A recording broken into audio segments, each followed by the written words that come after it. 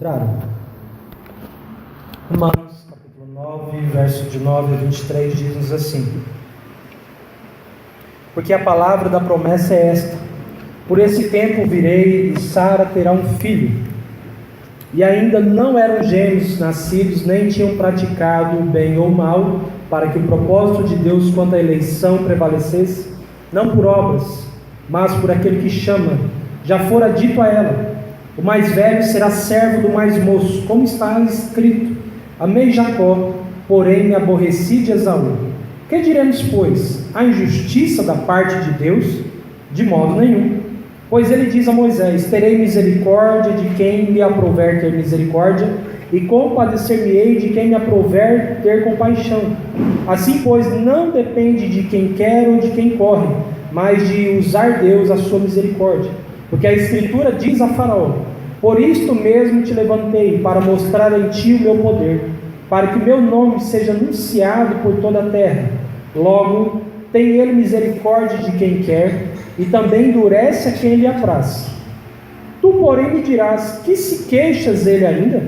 Pois quem jamais resistiu à sua vontade? Quem és tu, ó homem, para discutires com Deus? Porventura pode o objeto perguntar a quem o fez: por que me fizeste assim? Ou não tem o oleiro direito sobre a massa, para do mesmo barro fazer um vaso para honra e outro para desonra? Que diremos, pois, se Deus, querendo mostrar a sua ira e dar a conhecer o seu poder, suportou com muita longanimidade os vasos de ira, preparados para a perdição, a fim de que também desse a conhecer as riquezas da sua glória em vasos de misericórdia, que para a glória preparou de antemão. Vamos orar mais uma vez. Pai querido, Pai amado, nós te louvamos, ó Deus, nessa noite. E assim como cantamos, nós desejamos ser atraídos por Ti. Atrai nosso coração ao Senhor, ó Pai. Em nome de Jesus, Pai, receba nosso louvor, a nossa adoração. E assim como falamos a Ti, Pai, agora nós queremos ouvir a Tua voz através da ministração da Tua palavra. Abençoe nessa noite o cansado, o abatido, o oprimido. Traga resposta, Senhor Deus, ao coração do Teu povo. E assim, ó Deus, como um dia orou Teu servo apóstolo Paulo, que no abrir da minha boca, Senhor, seja-me dada a palavra para fazer notório o ministério do Evangelho. Senhor, responde a nossa oração. Senhor, fale conosco. É o que pedimos em nome de Jesus. Amém. Podeis sentar.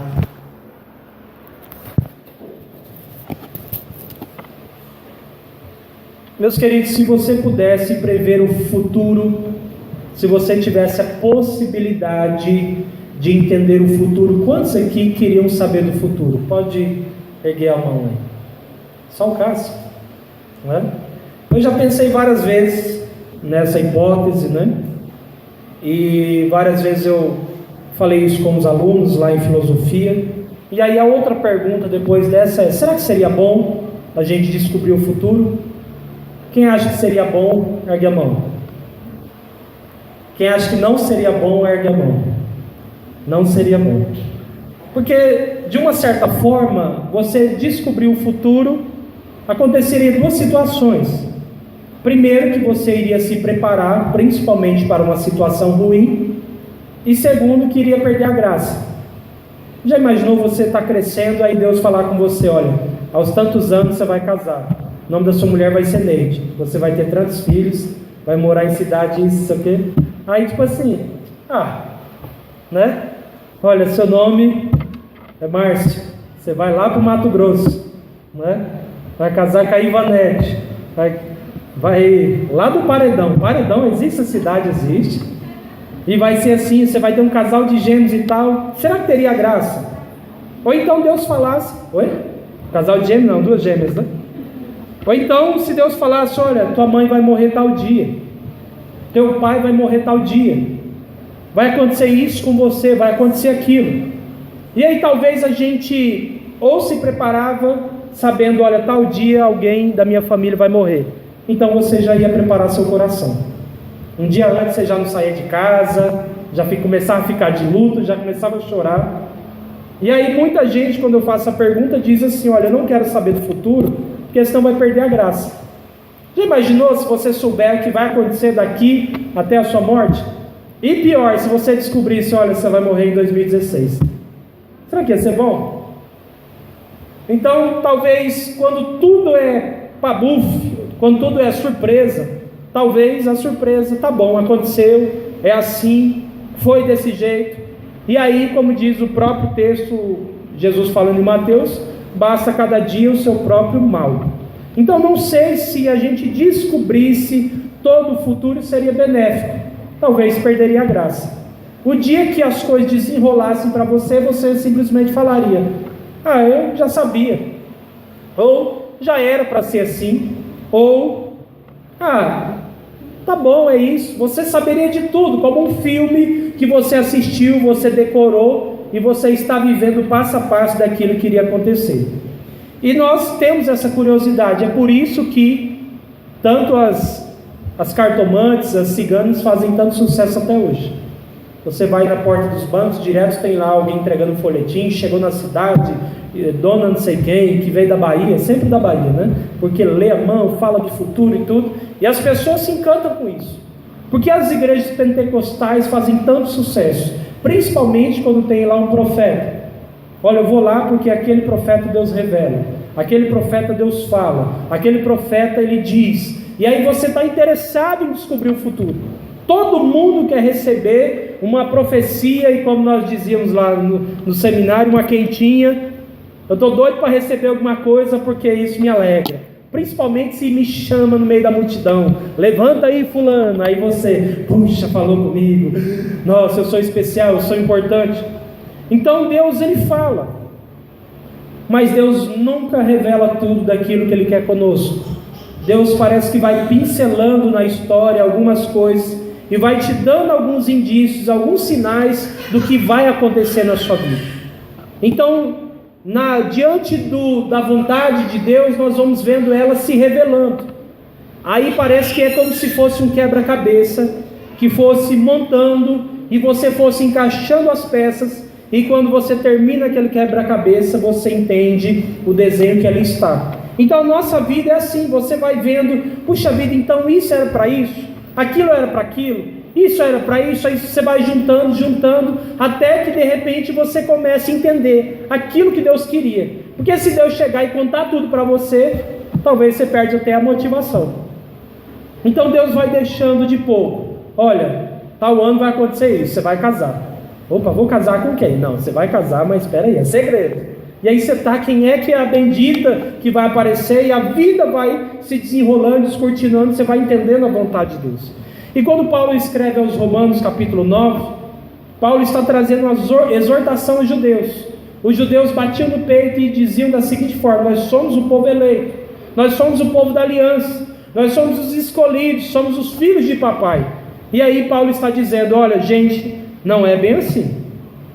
E aí no verso 6, se a gente ler um pouco antes, ele vai dizer: não pensemos que a palavra de Deus haja falhado, porque nem todos de Israel são israelitas, nem por serem descendentes de Abraão são todos seus filhos, mas somente Isaac será chamado a tua descendência. Paulo diz que Ismael era da descendência de Abraão, mas somente Isaac era o filho da promessa. E aí Paulo está falando sobre a soberania de Deus, falando sobre a vontade de Deus, e a partir dessa dissertação que nós lemos, Paulo quer explicar para os judeus: não adianta vocês se acharem que são os escolhidos de Deus, porque o Senhor tem uma vontade, tem uma soberania, tem uma forma de lidar com o mundo, com a história, que não é da forma que vocês estão pensando. E aí ele está dizendo no verso 8: isto é, estes filhos de Deus não são propriamente os da carne, ou seja, como fosse Ismael, mas devem ser considerados como descendência os filhos da promessa. E aí ele começa falando de Sara. Olha, Deus vai vir para Sara, Sara não pode ter filho, Sara vai ter um filho, vai se tornar o filho da promessa, que vai ser Isaac. Depois Isaac novamente vai se casar com Rebeca, e esses dois vão ter 2 filhos gêmeos. Mas aí Paulo está dizendo: olha, antes que esses dois tivessem nascido, tivessem feito bem ou mal, Deus disse que tinha escolhido o menor, o mais novo, Jacó, e disse que o mais velho, o primogênito, serviria o mais novo. E aí Paulo, antes da gente lançar uma pergunta, Paulo já vem respondendo no verso 14, dizendo: que diremos, pois? a injustiça da parte de Deus? Ele diz: de modo nenhum. Aí Paulo está tentando explicar para a gente da seguinte forma: olha, Deus, Ele age da forma que quer, Ele se compadece de quem Ele quer, e Ele reprova quem quer, porque Ele é Deus, o que Ele tem é dele. Ele não precisa pedir permissão para ninguém, e Ele faz aquilo que lhe apraz.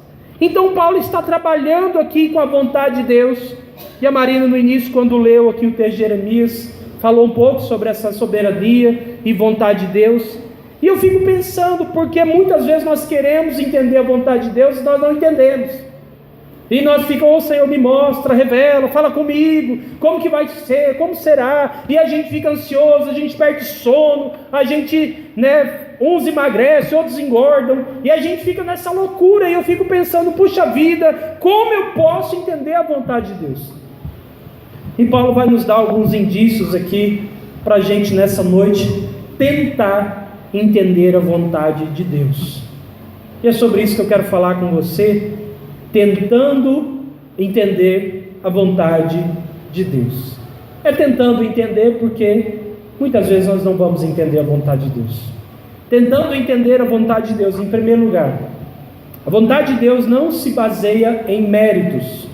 A vontade de Deus não se baseia em méritos. Olha o que diz o verso 11: e ainda não eram os gêmeos nascidos, nem tinham praticado bem ou mal, para que o propósito de Deus, o quanto a eleição prevalecesse, não por obras, mas por aquele que chama. Já fora dito: o mais velho será servo do mais moço, como está escrito: amei Jacó, porém me aborreci de Esaú. Paulo está dizendo que Deus escolhe Jacó antes de qualquer coisa, antes deles terem nascido, antes deles praticarem obras. Deus, Ele escolhe pelo simples ato de escolher. Não teve critérios, não teve nada que Deus olhasse e falasse: olha, eu prefiro Jacó ou prefiro Esaú. Nenhum dos dois tinha feito nada, e é o melhor, os dois ainda estavam na barriga, e Deus olha e fala: eu vou escolher esse. Aí talvez a gente pudesse falar: mas Deus é injusto. Por que Ele é injusto? Qualquer objeto que tem na sua casa, que você comprou e pagou, se você falar: eu vou quebrar isso aqui, aí alguém fala para você: nossa, mas você não pode quebrar isso, eu vou rasgar isso aqui, gente, eu comprei e paguei. Mas você não pode, pastor, rasgar isso. Por quê? Isso é meu, comprei e paguei. Aí você olha para a cara da pessoa e aí a pessoa: mas não pode fazer isso. Mas é meu, isso aqui é meu, o prejuízo é meu, se tiver alguma coisa é meu. E ou seja, é como se a gente estivesse olhando para Deus e querendo estabelecer critérios para Ele. É no nosso tempo de méritos que a gente escolhe as pessoas por méritos. E eu já falei esse exemplo, quando eu fazia escolinha de futebol, eu era sempre frustrado, porque aí chamava os dois melhores que estavam presentes para escolher o time, e aí chamava os dois melhores e começava a escolher fulano, aí a lista ia vindo, até que eu estava lá por último, até que como o time já estava completo, aí como não ficava de fora, aí falava: vem os que sobraram, aí levantava e eu ia. Aí eu ficava grilado, porque, puxa vida, por que não me escolheu? Não, você é ruim demais, você é perna de pau. Quem era escolhido primeiro era quem tinha mérito, quem era bom, quem tinha obra. Mas quando a gente olha para a vontade de Deus, não se procede assim. Não havia mérito, não havia obra, nem bem, nem mal, mas Deus escolheu. Por que Deus escolhe? Porque Ele quis. Não há obra, não há mérito, não tem nenhuma justificativa que faça Deus ter escolhido Jacó e ter aborrecido Esaú. E eu fiquei pensando nas escolhas de Deus. Se você olhar as escolhas de Deus na Bíblia, todas elas, nenhuma são baseadas em mérito. Lá no capítulo 5 de Gênesis diz que Deus, quando vai nascer Noé, o pai de Noé diz: esse nos trará consolo. Antes de Noé nascer, Deus havia escolhido. Eu fico pensando na vida de Abraão. Abraão era da Mesopotâmia, Babilônia. Na casa de Abraão, meus queridos, era um centro de produção de imagens. O pai de Abraão, diz o texto, terá que ele tinha uma fabriquinha de ídolos.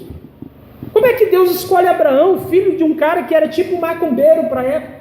Aí Deus escolhe Abraão para ser amigo dele. Que mérito Abraão tinha, gente? Nenhum. Quando Então Deus escolhe Isaac. Ismael já era grande, já era flecheiro, já ia se tornar um homem de guerra, mas Deus escolhe Isaac. E por que não Ismael? Porque Deus quis. Porque Deus escolhe Jacó, como diz o texto? Não tem nenhum motivo aparente de Deus escolher Jacó. Estava na barriga. Imagine você, mãe, né? Onde teve gêmeos aqui foi a Ivanete. Você olhar para as duas e falar: não, aqui sair primeira vai ser minha predileta. Por quê? Por que você vai falar que a outra não vai ser? Aí Deus, antes deles nascer, Deus fala: vai ser fulano. José, qual mérito José tinha, gente, entre os irmãos? Mais novo, roceiro. Não tinha nada que Deus olhasse e falou: vou escolher. Sansão. Diz que Deus então aparece para Manoá e para a mãe de Sansão e fala: você terá um filho, e esse filho será o libertador de Israel. Samuel, Davi. Quem tinha méritos na casa de Davi eram os irmãos dele, não ele. E Deus vai escolher Davi. Justamente na ótica humana, justamente aquele que não poderia ser escolhido. Deus escolheu justamente aquele que vai mudar essa perspectiva. Deus escolhe, como diz na primeira carta dos Coríntios, os que não são, para confundir com os que são. Mefibosete, um aleijado. Jeremias, ele diz no capítulo 1: Senhor, não é porque eu não sei falar, sou como uma criança. Mas o Senhor diz para Jeremias: desde o ventre da sua mãe eu te escolhi. Não era que você era bom, que você era ruim, que você era profeta, que você era intelectual, que você era crente. Não, eu te escolhi. Não há mérito nisso. Paulo, quer exemplo melhor que de Paulo? Assassino de cristãos. Aí lá no capítulo 9, verso 15, Deus fala: este é para mim um vaso escolhido.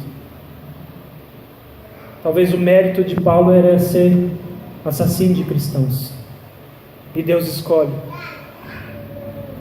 A escolha de Deus, meus queridos, se baseia unicamente nele mesmo. Deus parece que rejeita o bonzinho Esaú e escolhe o atrapalhado Jacó. E eu fico pensando: por que Deus nos escolhe? O que Deus viu em mim e em você para nos escolher? Quando Deus começou a me chamar para o ministério, que eu não queria, e eu comecei a apontar um monte de gente boa lá na igreja. Senhor, mas ó fulano, esse é crente, Senhor, cara de oração, inteligente, já prega, escolhe ele, Deus. Aí Deus: não, é você mesmo. Mas eu não quero esse negócio. Não, é você. E aí eu fico pensando: que mérito eu tinha para Deus me chamar? Que mérito Deus tinha para te chamar, para te escolher? Nada. Então a primeira coisa que a gente aprende aqui é que a vontade de Deus não se baseia em méritos. Você vê Deus trabalhando na tua vida e não trabalhando na vida do outro, não é porque você é bonzinho, que você é melhor, ou que isso ou que aquilo, mas é porque Deus é misericordioso. Ele te escolheu porque Ele quis escolher. Não há méritos nenhum nisso. E o hino do Inário nos diz assim: ó, porque Jesus me ama. Eu não posso te explicar. Por que é que Ele me ama? Por que é que Deus amou Israel? Ele diz para Isaías: porque eu os amei. Aí eu fico: mas por que Deus fez isso? Por que Deus chamou fulano e não ciclano? A vontade de Deus não se baseia em obras, em méritos. Deus escolhe e diz assim: ponto, acabou. Tentando entender a vontade de Deus. A vontade soberana de Deus é incompreensível à lógica humana. A vontade soberana de Deus é incompreensível à lógica humana. Olha o que diz o verso 14 a 18. Paulo dizendo: que diremos, pois? A injustiça da parte de Deus? E ele mesmo diz: de modo nenhum. Pois ele diz a Moisés: terei misericórdia de quem me aprouver ter misericórdia, e compadecer-me-ei de quem me aprouver ter compaixão. Assim, pois, não depende de quem quer ou de quem corre, mas de Deus de usar de sua misericórdia. Porque a Escritura diz a Faraó: para isso mesmo te levantei, para mostrar em ti o meu poder, para que o meu nome seja anunciado por toda a terra. Verso 18: logo, ele tem misericórdia de quem quer, e também endurece a quem lhe apraz. Antes que a gente responda: o Senhor é injusto, escolheu Jacó e aborreceu Esaú, Aí Paulo fala: a injustiça da paz de Deus? Deus é injusto? Você tem mais de um filho, aí você quis dar um presente para um, mas não Deus deu para o outro. Os 2 filhos são seus. A gente fica tentando olhar para a nossa lógica. Por que Deus demonstra compaixão para uns e não demonstra para outros? E aí nós vamos entender que a vontade de Deus, ela é santa, ela é perfeita e agradável, ainda que eu e você não aceite, ainda que eu e você não entenda. Então eu posso não entender a vontade de Deus, mas eu descanso, eu obedeço a vontade dele. Que lógica Deus tinha em escolher Jacó? Nenhuma. Que lógica Deus tinha em escolher Raabe, uma prostituta? E ainda mais, ela vai entrar lá no livro de Hebreus, na carta aos Hebreus, como a heroína da fé. Ela vai entrar na galeria dos heróis da fé, uma prostituta. Que lógica Deus tem de escolher uma mulher dessa? Então a vontade de Deus não depende de quem quer ou de quem corre, como diz o texto, mas de Deus que se compadece. Ou seja, por mais que você lute, você faça, você isso, você aquilo, é Deus quem vai fazer. Eu fico imaginando que quando Deus quer fazer algo na nossa vida, você pode lutar, você pode correr, você pode fazer o que você quiser. Deus, ele vai realizar aquilo que ele quer, porque a lógica de Deus não é a lógica humana. E a gente precisa lembrar, sabe o quê? Que o nosso intelecto foi manchado pelo pecado. E por mais que a gente fique tentando buscar como é que a gente faz, como que a gente entende, a gente nunca vai entender, porque nós fomos ofuscados pelo pecado. E aí o mais estranho, pessoal, pensa comigo no verso 17, porque diz a Escritura a Faraó: para isso te levantei, para mostrar em ti o meu poder. Você já parou para analisar que Deus constrói o Egito, levanta Faraó, faz tudo o que aconteceu no Egito para um único propósito? Você tem noção de que Deus levantou toda aquela história do Egito justamente para um propósito, que era para a glória dele? Talvez Faraó estava lá batendo no peito, como um dia Nabucodonosor bateu no peito: é essa minha Babilônia, ou Faraó, esse meu Egito. E Deus está olhando de lá e falando: vocês não sabem de nada, eu criei tudo isso para um propósito. E aí você, quando lê a questão das pragas, igual está passando aí na Record, quando você está lá achando que Deus vai liberar o povo, diz que o próprio Deus endurece o coração de Faraó. Aí parece que o negócio está indo na contramão. Você fala: puxa vida, mas o povo quer ir embora. Em vez de Deus liberar o povo, em vez de Deus, tornar as coisas mais fáceis, mais simples, aí diz que Deus vai e endurece o coração de Faraó. Aí Faraó fala: não, agora vocês não vão mais.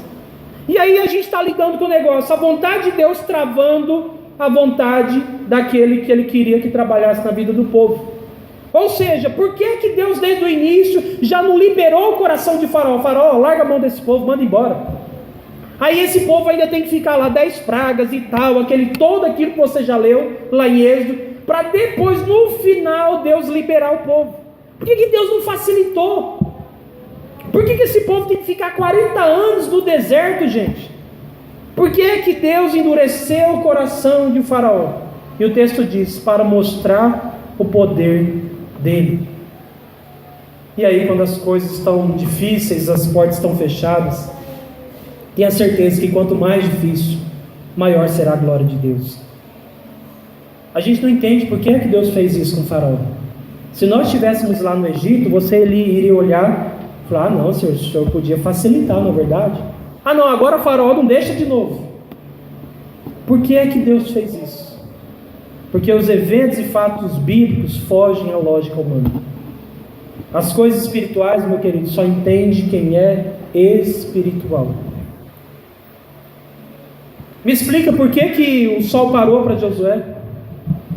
Que lógica que tem isso? A ciência escuta isso e tira sarro, age isso como fosse uma piada. Por que Deus poupa somente a família de Noé? Será que Deus não poderia converter mais gente lá e trazer? Escapa da nossa lógica. Por que Deus escolhe Israel como nação e não o próprio Egito, e não Babilônia, e não os fenícios, sumérios, ou seja, tantos povos muito mais desenvolvidos que Israel? Israel não tinha desenvolvido nem o lidar com o ferro. Israel vai aprender com os cananeus, que eram os antigos fenícios. Israel é como fosse, eu já falei aqui, da roça, e os egípcios intelectuais. Aí Deus escolhe Israel. Que lógica Deus tinha escolher esse povo, gente? Nenhuma. Por que Deus ficou 400 anos em silêncio com Israel? Que lógica tinha nisso? Como Jesus nasceu, como Jesus foi gerado, qual que é a lógica disso? A gente não compreende a não ser pelo critério da fé. Por que Jó sofreu? Parece que a gente olha para Deus e fala: não, Senhor, o Senhor brincou com Jó, hein? Cara íntegro, honesto, fiel, reto, temente, que se desviava do mal, e o Senhor ainda deixou tudo isso para ele? Então, puxa vida, se o cara que era bonzinho sofreu, então é melhor ser ruim. Escapa da nossa lógica. Por que é que Deus permite o sofrimento dos justos? Por que é que José teve que sofrer tanto até chegar a ser governador? A vontade de Deus é incompreensível à lógica humana.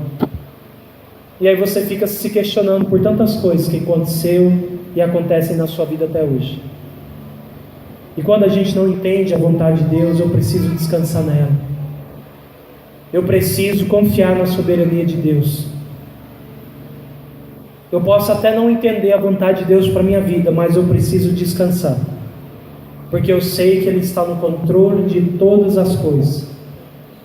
Um dia Deus pegou, pelo intermédio da filha de Faraó, colocou Moisés no cestinho.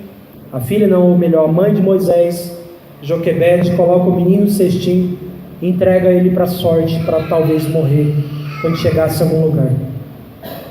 Mas mesmo Deus que preparou o coração da mãe de Moisés para colocar ele na água, preparou o coração da filha de Faraó para receber Moisés, porque Deus queria colocar Moisés, ele foi lá dentro do palácio.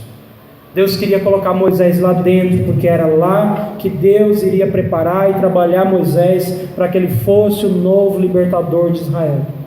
Se contasse para você a história que você já viveu até aqui, você acreditaria? Se alguém falasse para você que um dia você seria casado, teria filhos, que sua vida seria assim hoje, você acreditaria? Se alguém contasse para mim há mais de 10 anos atrás: olha, você vai ser pastor, eu falo: você está de brincadeira, né? Eu? Você está louco, pai, vocês nunca. Aí quando as pessoas falam: mas, puxa vida, esse cara era do som e não sei o que, bagunçava, e como é que Deus escolheu esse cara? Eu não acredito nisso. O cara era maior bagunceiro, agora é certinho. As pessoas falam assim. Por que não escolheu o outro? Aí pergunta para mim, eu falei: não sei, eu queria saber. Ou seja, por que é que Deus age da forma que a gente não entende? E a gente só tem que descansar, porque a vontade de Deus, ela é santa, perfeita e agradável. Quando nós passamos lá na cidade lá do irmão Getúlio, eu fiquei olhando assim e pensei na vida dele bastante, sabe? Falei: rapaz, olha, né? Cruzalha, Maracaí, cada dos lugares, né? Quase não acha nem no mapa. Aí você vê, rapaz, a história que Deus faz na vida do cara, né? Tira lá o cara menino lá da cidade e traz para cá. Um dia você imaginou isso? Não é tanta gente, tantas histórias que vocês têm aqui. Aí você fala: puxa vida, rapaz, não dá para entender o que Deus faz. Mas eu descanso na vontade soberana do Senhor. Para finalizar, a vontade de Deus realiza o que quer, como quer e onde quer.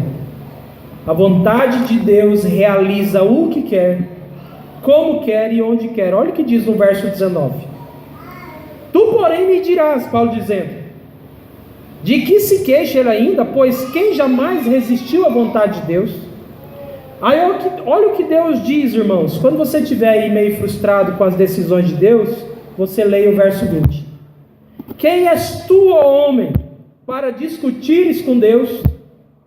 Porventura pode o objeto perguntar a quem o fez, por que me fizeste assim? Ou não tem o oleiro direito sobre a massa para do mesmo barro fazer um vaso para honra e outro para desonra? Que diremos, pois, se Deus, querendo mostrar a sua ira e dar a conhecer o seu poder, suportou com muita longanimidade os vasos de ira preparados para a perdição, a fim de que também desse a conhecer as riquezas da sua glória em vasos de misericórdia, para que a glória misericórdia que para a glória preparou de antemão. Aí eu te pergunto, quem é que resiste à vontade de Deus? Você fala assim, rapaz, mas eu já orei tanto para aquele fulano, eu já preguei, já falei, olha, já falei que você imaginar, mas o cara parece que não aceita, não se converte. Aí você esqueceu o cara, passou tempo, de repente o cara se converteu. Aí você fala, mas o que aconteceu com você, rapaz, e agora e tal? Não sei, quando eu vi, de repente aconteceu. Porque quando Deus chega, não há quem resista à vontade dele. Não há quem possa falar não para a vontade de Deus. Ainda que possa causar dor, ninguém consegue resistir à vontade soberana de Deus. Quando Deus quer, meu querido, ninguém e nada impede. Você pode lutar, você pode tentar, mas quando Deus quer, nada vai impedir, Deus vai realizar e acabou. E aí Paulo está dizendo: quem és tu, homem? Quem que você está achando que é, que vai olhar para Deus e vai falar: Deus, eu não quero que seja assim. Deus falou: você é vaso, eu que sou o oleiro. É como se, traduzindo para a minha realidade, que eu faço caixa de som. Aí eu fiz uma caixa de som, quando eu terminasse, a caixa ganhasse vida e falando: por que você me fez quadrada? Eu queria ser redonda. Aí eu falo: você fica esperto que eu vou te passar tico-tico, hein? Ou seja, já imaginou um negócio desse? Você plantou soja e a soja abre uma boquinha e fala: eu queria ser algodão, por que você me fez soja? Ou seja, se a gente parar para analisar, é a mesma coisa quando você olha para Deus e está questionando aquilo que Deus está fazendo. Deus, eu não queria ser Jean, eu queria ser João. Aí Deus fala: não, você está enganado, você é só uma massa, você é um barro, é eu que moldo você conforme a minha vontade. Tem vários tipos de vaso. Se eu falar para você vaso, você vai pensar privada, vaso, ou seja, tudo é vaso, mas tem formas diferentes. E aí eu fico pensando, por mais que a tua vida é difícil, você queria hoje ser outra pessoa? Alguém queria ser eu? Não, pastor, por mais difícil seja minha vida, eu queria ser eu mesmo. Eu acho que eu não queria ser ninguém. Porque cada um tem seu dilema, cada um tem uma história, cada um tem uma dificuldade. E tem uma frase muito legal da psicologia que diz assim: cada um sabe a dor e a delícia de ser o que é. Eu não queria ser talvez o outro, porque ele tem uma história por trás dele. Ele tem um mundo, ele tem um desdobramento, mas o meu tem outro, e assim ninguém quer ser o outro. Então, se eu sou o que sou, é porque Deus me preparou para ser assim. Agora, o grande problema é se aquilo que sou está glorificando a Deus. A todos aqui Deus criou, mas infelizmente nem todos glorificam a Deus para que Ele criou. Deus tem o direito, meu querido, de fazer o que quiser, porque Ele é Deus. Muitas vezes a gente fica: Senhor, por quê? E às vezes a gente vai nos velórios de crente, aí você fica até assustado, né? Meu Deus, por que você fez isso? Ué, Salmo diz que o Senhor se alegra na morte do justo, foi para o céu, está com Jesus. Aí a gente está lá chorando, né? Por quê? Mas Deus é soberano, chegou a hora, gente. A gente nasceu para morrer, não é? Você nasceu para morrer, agora eu não sei o prazo de validade. Todo mundo quer ficar, né? Jesus é tão bom, o céu é eterno, maravilhoso, mas ninguém quer morrer. Eu preciso descansar na vontade de Deus. Eu preciso descansar porque Deus faz o que quer, como quer e pronto, amém. Quando eu descanso na soberania de Deus, meu coração fica em paz. Agora, quando eu fico questionando a vontade de Deus, eu se torno um vaso que estou olhando para as mãos do oleiro e falando: não, eu não queria ser assim. Esse formato que você fez não ficou legal, eu queria ser diferente. Deus tem o direito de fazer o que quer, porque Ele é Deus. Deus preparou, meus queridos, vasos para honra e vasos para desonra. Nossa, pastor, mas isso parece que é tão pesado, é tão estranho.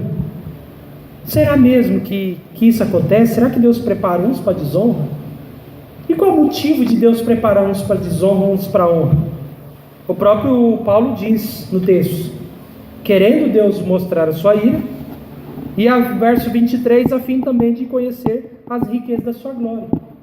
A gente só vai descobrir o que é certo quando nós também entendermos o que é o quê? O errado.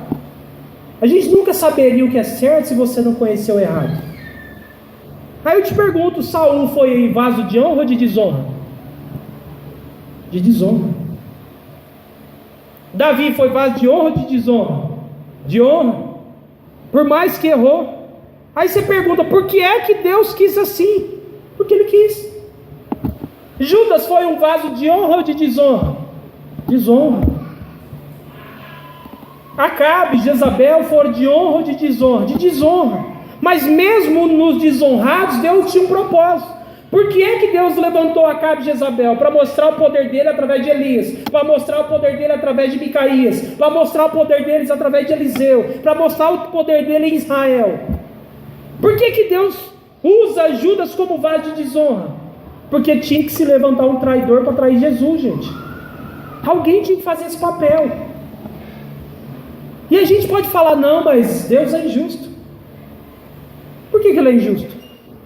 Se tudo é dele, se nós somos dele. Se Deus agora falar o seguinte: terra, desapareça aí, Deus vai ser injusto por quê? O que é que a gente tem para cobrar de Deus? Não, Deus, você não pode fazer isso. Ele fala, por que não? Se tudo é meu, se a terra é minha, se vocês são meus. Existe um propósito soberano em todas as coisas. Romanos 8, 28 nos diz: todas as coisas cooperam para o quê? Para o mal? Para o bem de todos, daqueles que amam a Deus. Então, se você ama a Deus, você descansa o coração, porque algum propósito tem. E eu lembro muito bem quando eu estava no seminário, as minhas duas tias que me ligavam, uma era da Sara Nossa Terra e uma da Presbiteriana do Brasil. E é tão interessante você ver a visão de Deus que as pessoas têm, a visão que as pessoas têm da Bíblia. E aí minha tia, que era da Sara Nossa Terra, tia Luzinete, ela me ligava e falava: menino, descansa em Deus, né? Toma posse da tua vitória, chama a existência, o diabo está debaixo dos seus pés. E era esse discurso assim, né? Não, olha, tudo coopera e tal. Aí quando minha tia da Presbiteriana me ligava, ela falava: não, gente, descansa, só vai acontecer aquilo que está escrito pela presciência e soberania de Deus. Nada escapa do controle dele, você tem que descansar, simples assim. Se acontecer é porque era para acontecer, se não acontecer é porque não era. Você simplesmente tem que ficar tranquilo, numa facilidade assim, como fosse a coisa mais simples do mundo. E aí Romanos 11, 33, olha o que Paulo nos diz: ó profundidade da riqueza, tanto da sabedoria e do conhecimento de Deus, quão insondáveis são os seus juízos, e quão inescrutáveis são os seus caminhos. Então, diante disso tudo, eu preciso saber e preciso te perguntar: então, como nós devemos agir?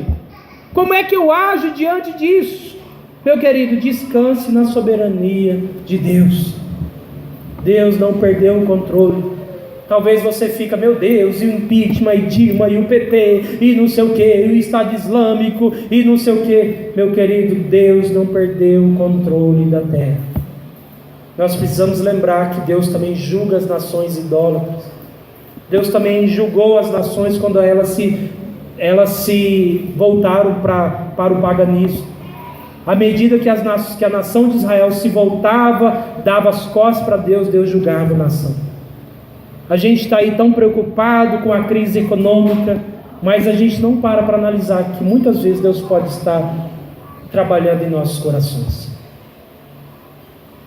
Eu não entendo a vontade de Deus, mas eu confio nele. A vontade de Deus realiza o que quer, como quer e onde quer.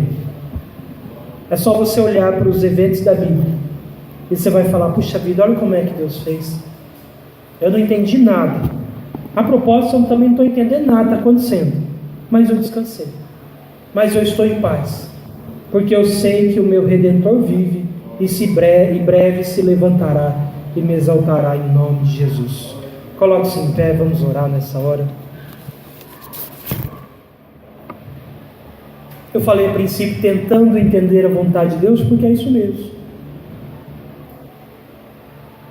Primeiro, a vontade de Deus não se baseia em méritos. Não fique preocupado se tem gente que tem mais capacidade que você, se tem gente que tem mais aptidão que você. Se Deus escolheu, meu querido. Ele diz em Isaías: não há quem possa fazer escapar das minhas mãos. Agindo eu, quem impedirá? Quando Deus quer fazer, meu querido, não tem nada que vai impedir. Todos os caminhos levarão para que a vontade de Deus se estabeleça na sua vida. Quando Deus quer fazer alguma coisa, tudo que você tentar fazer vai esbarrar na vontade de Deus. É como se você estivesse correndo às cegas e Deus fosse colocando tábuas assim, paredões, e sempre te guiando, te colocando para você chegar na vontade dele. A gente não consegue escapar da vontade dele, porque Paulo diz: quem é que consegue resistir à sua vontade? Ninguém resiste à vontade de Deus. Então eu preciso descansar e dizer: Senhor, faça-se a tua vontade na minha vida. De repente você pode estar pensando: então vou até parar de orar agora, porque puxa, a vontade de Deus já está certa. Então para que a gente ora, se a vontade de Deus ela está certa? Porque a vontade de Deus ela vai preparar meu coração. Quando eu estou orando, estou confiando na vontade de Deus. Quando eu perco um parente, quando eu perco um ente querido, meu coração está em paz. Quando Deus muda qualquer coisa na minha vida, meu coração está em paz. Quando eu sofro uma decepção, meu coração está em paz. Quando eu passo qualquer coisa na minha vida, o meu coração fica em paz, porque eu descanso na soberania de Deus. A vontade soberana de Deus é incompreensível à lógica humana. A gente não consegue entender as coisas que Deus faz. Por que Deus escolhe uns e não os outros? Por que Deus realiza na vida de uns e não realiza na vida de outros? Isso eu estava pensando na mensagem que eu ouvi no carro lá com o Paulo Júnior, quando nós estávamos indo para Assis. Ele diz: analisa a vida de Esaú e a vida de Jacó.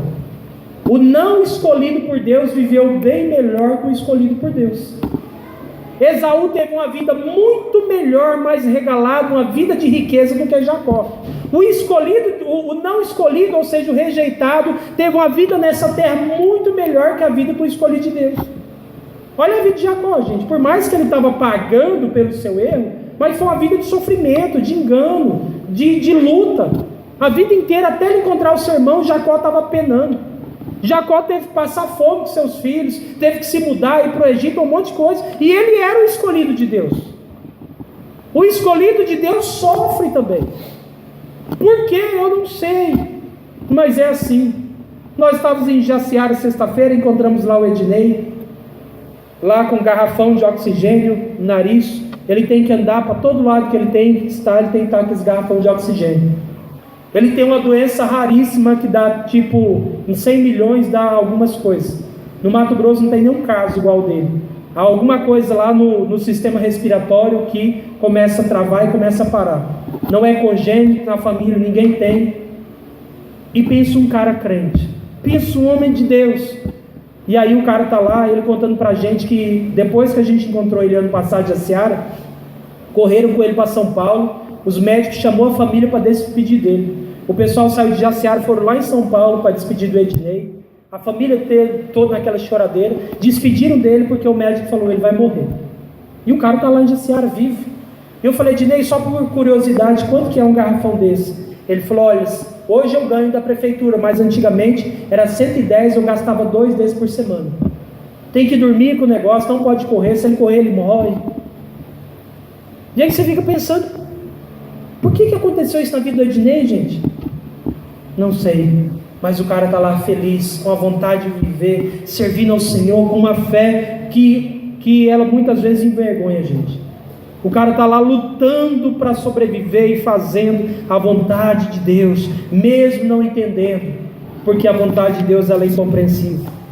A vontade de Deus realiza o que quer, como quer e onde quer. Eu não sei o que Deus quer conosco, eu não sei o que Deus quer com a tua vida, mas o que acontecer, meu querido, eu quero que você descanse, porque Deus, o que Ele faz é maravilhoso, é perfeito. Todas as coisas cooperam para o bem. Vamos orar? Feche teus olhos. Pai, nós estamos aqui, Senhor Deus, nessa noite, fazendo aquilo que sempre fazemos, tentando entender os eventos, os fatos, tentando entender por que o Senhor age assim e não assado, por que o Senhor fez dessa forma e não daquela. Muitas vezes, Pai, nós achamos que temos mais sabedoria que o Senhor. Muitas vezes nós achamos que estamos no domínio, no controle da situação, mas depois o Senhor vem e nos mostra que é o Senhor que está no controle de todas as coisas. E nessa noite, Pai, através dessa palavra, eu quero que o Senhor venha tranquilizar o nosso coração e mostrar que o Senhor continua no domínio de tudo.